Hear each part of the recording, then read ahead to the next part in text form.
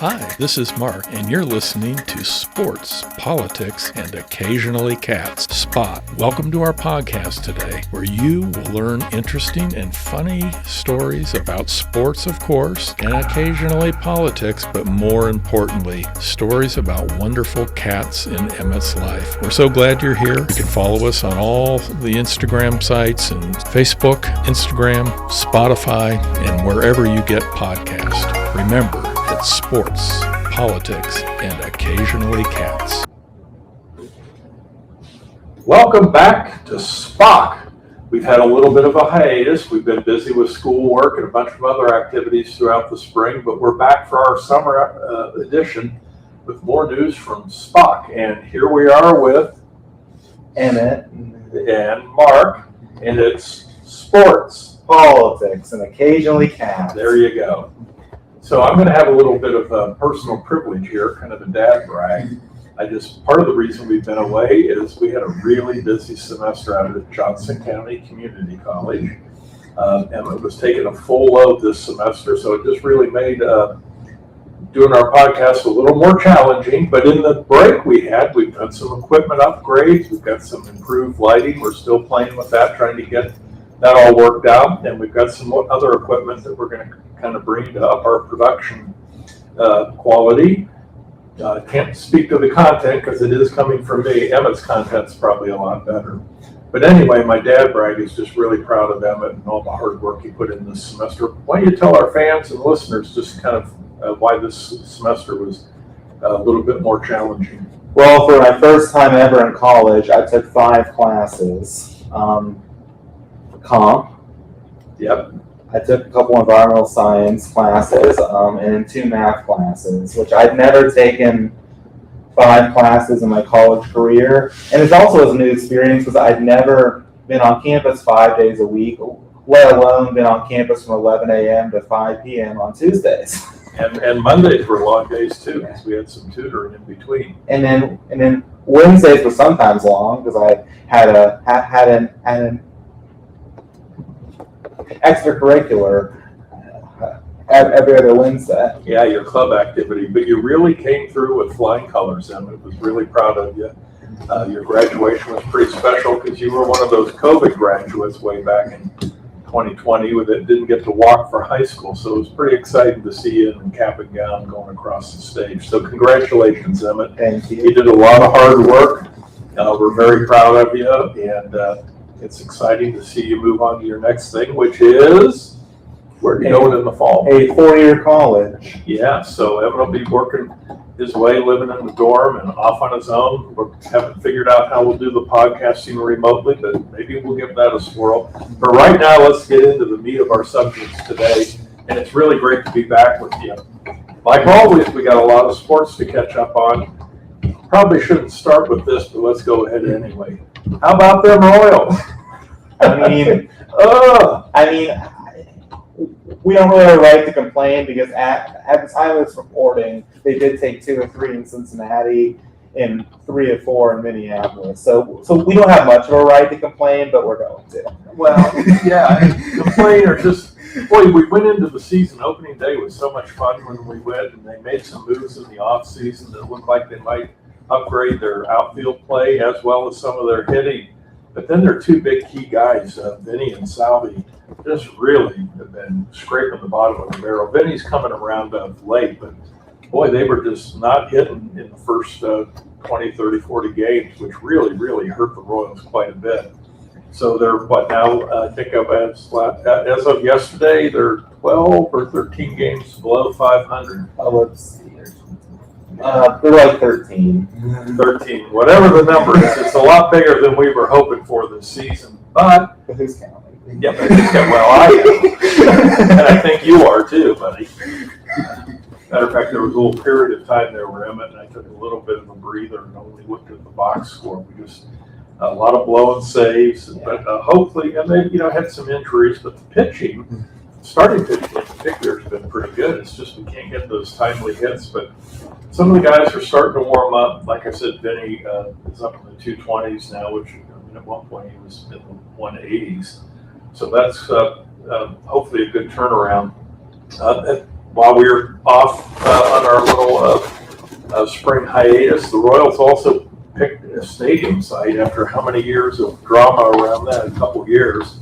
And so they're going to be moving into the Midtown area or downtown, Crown Center area, and where Hallmark Cards is at. So we're kind of looking forward to that, but that's quite a ways off. Yeah, and I don't really have too many things I absolutely want in the new stadium. I just want 40,000 or more seats because we're one of the smallest stadiums in the league. I also want a parking lot where we can carry on our opening day tradition of having barbecue and tailgating. Beyond that, I don't care too much. But wouldn't it be nice to have 40,000 seats? Because I can name two teams that have more than us: Dodgers and Yankees. And we've talked about this, and the Dodgers and Yankees. What markets are they in? The number one and number two largest markets in the country, population-wise. I'm pretty sure the Cardinals have more than we do. They might, but my guess is, particularly given where the location's going to be, I would say about 35,000. It'll look more crowded up, like the other night when we went to the game, there was 24,000 fans. It'll feel more exciting. And we're going to just have to reimagine what tailgating looks like. Because it probably won't be the big expansive parking lot, but there'll be a lot of fun things to do at the new stadium. Yeah, maybe they'll. I mean, this would be awesome just because I'm a firm believer in stadiums need roofs, or because maybe they'll put a roof on it just for the purpose of, because if you put on a roof, you don't have rain delays at home and well, like yesterday's 2.5-hour rain delay. When nothing happened. It never rained. It didn't look like it was going to rain all day. And I get why they decided to push the game back. You don't want to start the game and then stop the game and lose your starter. But I guess it's a sign of the tough season the Royals are having, when the biggest topic of our Royals conversation is a new stadium that has not even been showing early preliminary designs. But so, who do you think? What do you think Bobby's chances are of maybe doing an MVP season? Honestly, I think, and I don't want to be a downer, but I think Cal Raleigh had a better chance last year than Witt does this year. And I told Dad this a few days ago. Trust me, they will find a way to give to Aaron Judge, even though he's been in here for the last couple weeks and he hasn't hit a home run as far as I know in a while. Do I detect a little bit of Yankees by animosity there, Emmett? Yeah, you can't be a Kansas City fan without having some rivalry with the Yankees. But yeah, I think Bobby, he's shown some good signs. He's kind of had a few ups and downs, but it'd be nice to see him get really hot, get some home runs and doubles and steals, and really solidify. I think he's probably got as good a chance this year as anyone of locking down the MVP, and I think that'd be great for Kansas City and the team and kind of lift their morale. But yeah, what we need to see is some consistent winning. Win every series. It's always the mantra. And our post-game show guy said a few nights ago on the way home, as we were listening to him, and of course, this has now since been debunked because we didn't follow through, but if we would have won 2 out of 3 in every 3-game series, and at least 2 out of 4 in every 4-game series from now until the trade deadline, we'd be above 500. Well, that's not going to happen. Well, the first one out of the gate, we didn't win, so that puts pressure on us to sweep a 3-game series to make up for that, which they start tonight against the Astros. The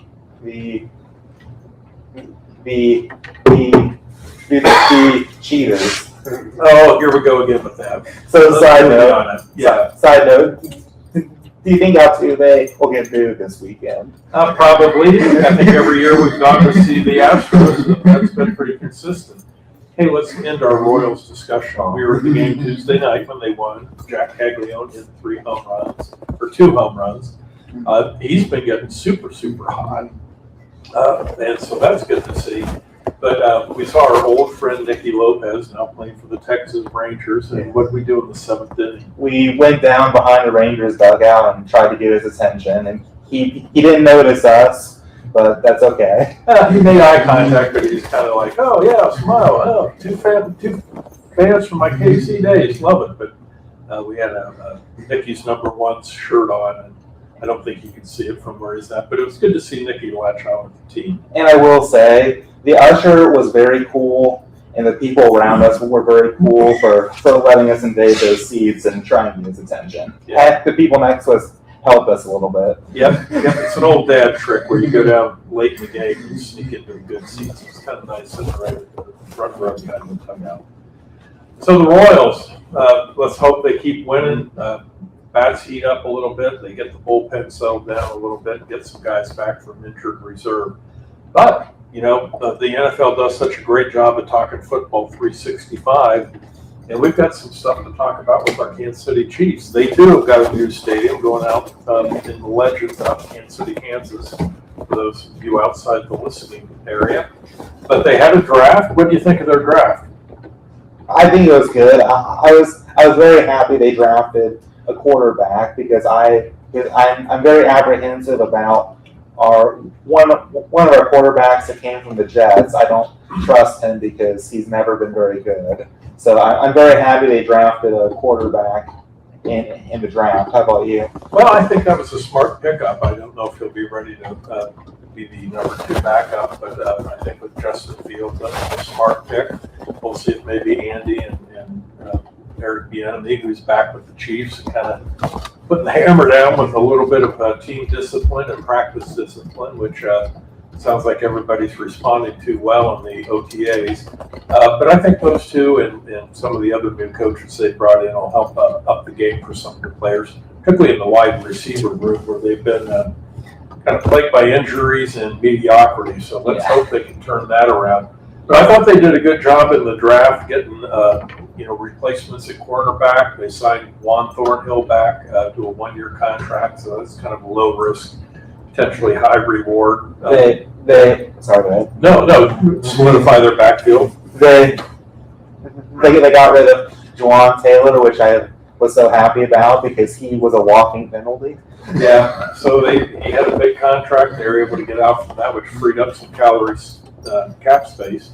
And then he moved on to Atlanta on a 1-year deal, and they traded Wanye Morris there. So they have a couple of our tried but not true tackles. I wish them well, but probably a good thing for both of them to move on.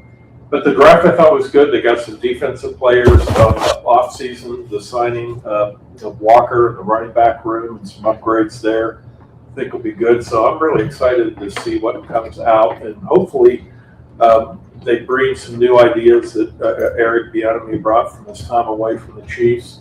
And then kind of, I know Andy's a great offensive mind, but it'd be good to see him really come out of the gate with some new ideas and new twists and turns. What do you think?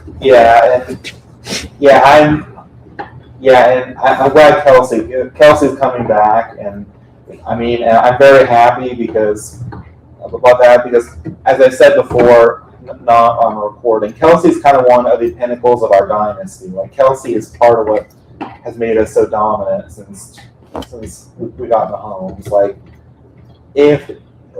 And I'm sure if something happens and Kelsey calls a quiz after this year, I'm sure we can draft a Gronk tight end for the second part of our dynasty. Side note: Mahomes is going to come back.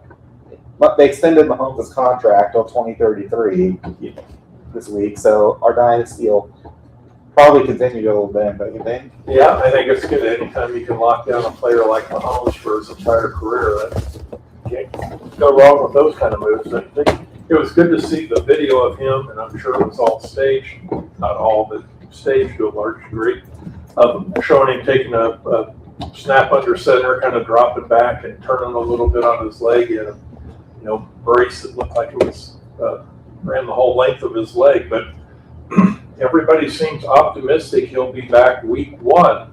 I think what you and I keep talking about is don't rush it. Yeah, I told this to everybody I know, but it's kind of a tough situation. On the one hand, the last thing you want to do is put him out there week one, his leg's not fully healed, he gets tackled, and he's out for the rest of the season. But on the other hand, you also don't want to start 0-4 at the same time. So it's kind of a tough situation, but I think Mahomes wants to be back week one. But I mean, for me, if Mahomes isn't back till week 2, I'm okay with that because we'll be 0-1 at worst, and that's not really a hole to dig ourselves out of, I feel like. So if he has to come back week 2, I'm not going to cry about it. How about you? I'm the same way. I wanted to play it smart for the long run, and I'm a little more optimistic, but I'm always optimistic about our hometown teams.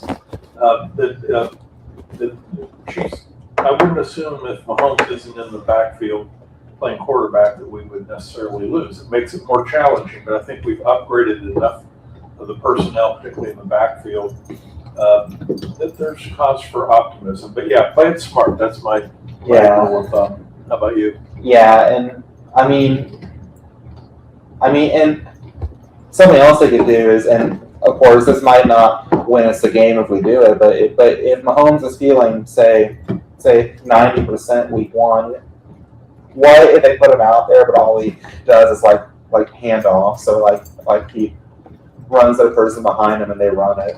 I want the full Mahomes. I want it all. So wait until he's good enough to do all of it and do it well. It'll be hard to but they'll have to duck him to the bench if he's not in on week 1 because he'll want to be out there. Hey, you kind of touched on it a minute ago. I kind of didn't catch your opening there, but we're going to talk about Tay-Tay, and don't you think? I mean, my gosh, the wedding of the year. Have you heard anything in all your deep research? I was listening to sports radio a few days ago. I heard something about they're going to get married this weekend at Madison Square Garden. Ooh. That's the last I heard. Of course, that was a rumor, and we can't prove it. But so you think Tay-Tay was there at the game just scouting out the wedding site? It's possible. Yeah. Although what I'm really hoping they do is when they do get married, they have like a live stream on YouTube so the whole world can watch the wedding. Wouldn't that be awesome? I probably a big chunk of the whole world will watch it. I mean, just think of the romantic atmosphere of Madison Square Garden and 20,000 of your closest friends and family. Plus the hundreds of millions of people watching on YouTube. Yeah, we met the end of that. Well, we wish them well. It'll be a spectacle whether it's in Madison Square Garden or Arrowhead Stadium or in Travis and Jason's garage brewery or wherever. Sorry, I forgot. It's not Arrowhead Stadium. It's Kansas City Stadium right now. My bad. Well, that's a great way to kind of get us to our next topic. Kansas City, like many, 11 other or 10 other cities around the country, are hosting the World Cup. Woohoo! And Fan Fest is going on here in KC down at Union Station, or the World War I Memorial by Union Station. But we got the World Cup here. What do you think? I'm excited. When we went to the game on Tuesday, Baseball game. Sorry, that's what I meant. There's this like 1-lane road we take to get to our parking lot, and like 4 of the 6 lanes were cut off for FIFA stuff. So it was kind of a crawl to get to our usual parking. Yeah, it's kind of a crawl. Did you notice what some of the banners said on the gates? Yeah. VIP parking, VIP entrance, and so they're catering to all the big money people. I'm also kind of surprised, like how much they had to change what is normally called Arrowhead. I mean, I heard they had to take out a lot of seats, and my question there is, okay, so when FIFA's over, how are you going to put those seats back?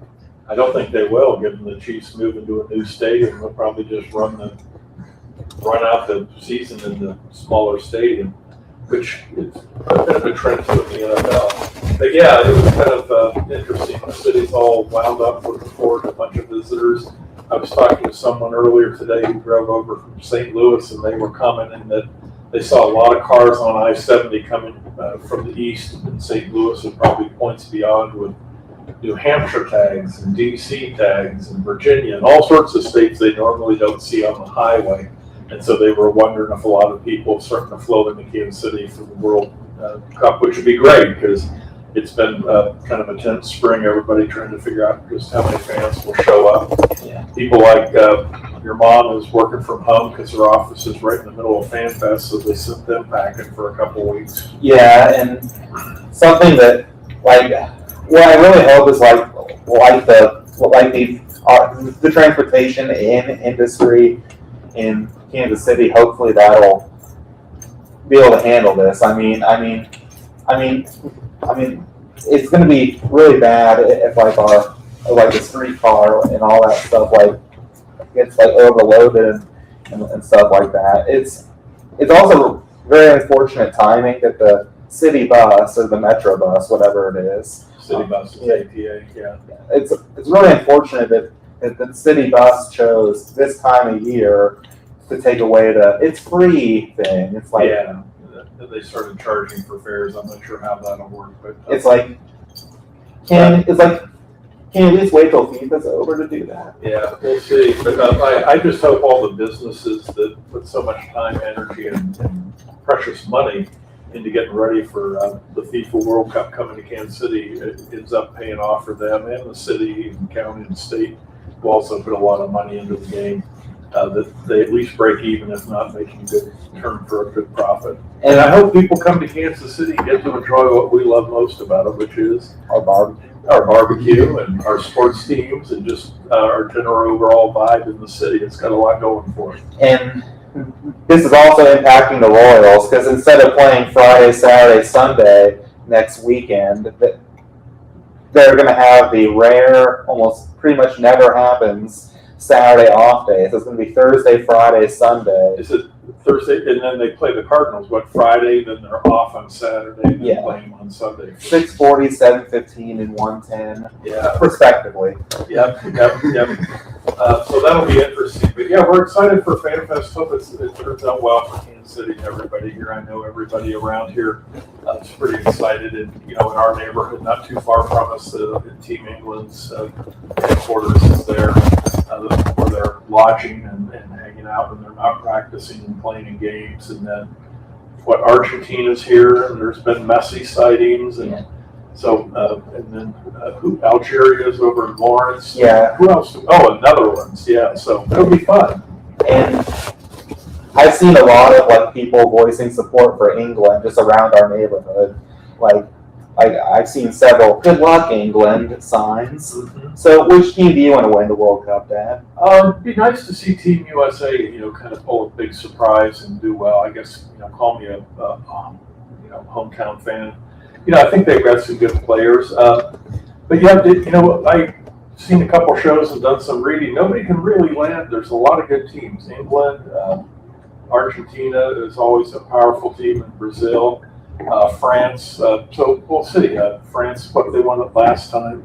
So, England has kind of had a long streak. I don't think they've won the World Cup since the 60s, maybe even longer. Should have done my homework on that. But anyway, so maybe they'll make a good run. Okay, I didn't come as prepared as I should have. Being real. Yeah, I know. You guys scared me off with the podcast. Right. But anyway, we're excited for the World Cup. Maybe next week or two we can get down to FanFest and kind of take it all in and enjoy it. But and I might make a quick video for that. Who knows? Yeah. So stay tuned.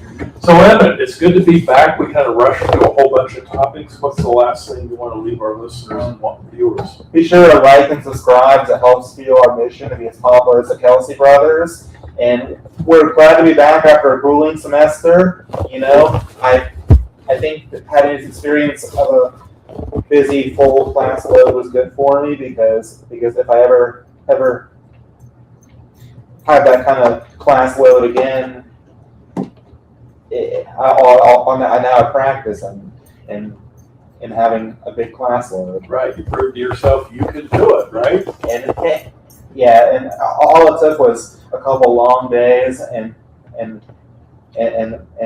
the rest of the week, and by the time I got home on Mondays and Tuesdays, I'm like, do I have to do anything else? They were long days, I will admit that. But you did well. You did a great job. We're proud of you. Big hug. I graduated.